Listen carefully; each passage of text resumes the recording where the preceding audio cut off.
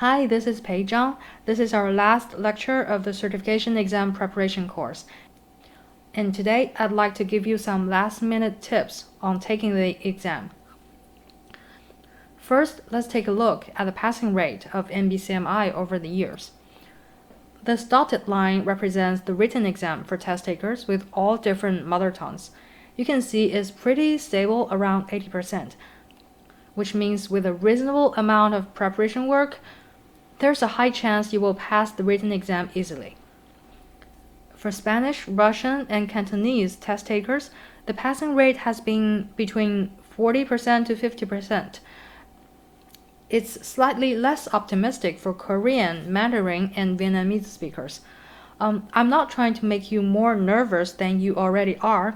I just want you to be prepared for all possible outcomes.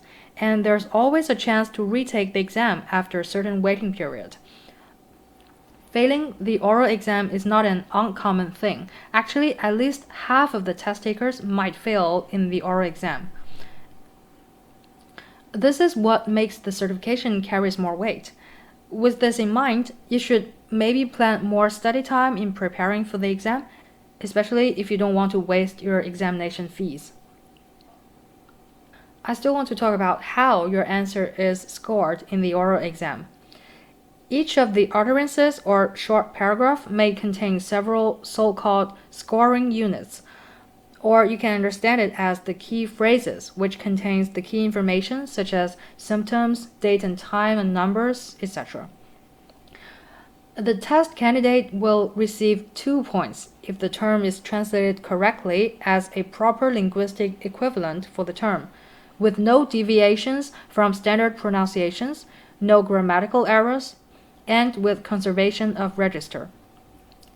There can be several correct terms where synonyms are also allowed, and a word or phrase that accurately conveys the meaning of the term can also be used when a standard and proper translation doesn't exist in the target language.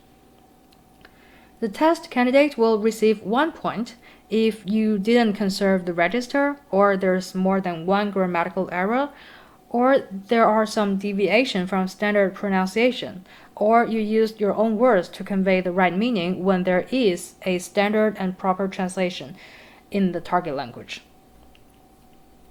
The test candidate will receive 0 points if the term used is omitted from the interpretation, wrongly translated, or with some other major mistakes.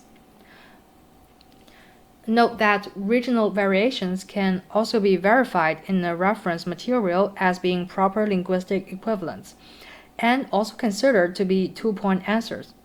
Standard pronunciation is subject to regional variations, of course, all of which will be considered acceptable provided that the pronunciation is readily understood by speakers who are not from the same region. Only grammatical errors forming part of the scoring unit shall be considered. Grammatical errors in other parts of the sentence will not be taken into account. On top of all these, there is also holistic rating. An additional 1 point will be awarded for each utterance or segment as long as none of the following errors are noted.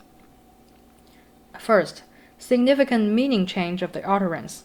Second, omission of a significant part of the utterance that causes a change in the outcome of the segment. Third, significant addition or embellishment to the utterance. Fourth, coining or invention of words that do not exist in the reference materials. Fifth, noticeably heavy accent, mumbling, incoherent speech that impedes understanding by the examiner. In summary, concentrate on the key words or key phrases, even if your overall grammar or sentence structure is not that perfect. You might still get the full points.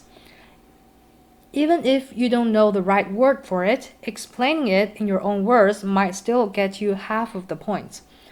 Last, if you really don't know some part, just leave it in English or skip it, and try not to let this error affect your emotion or later performance.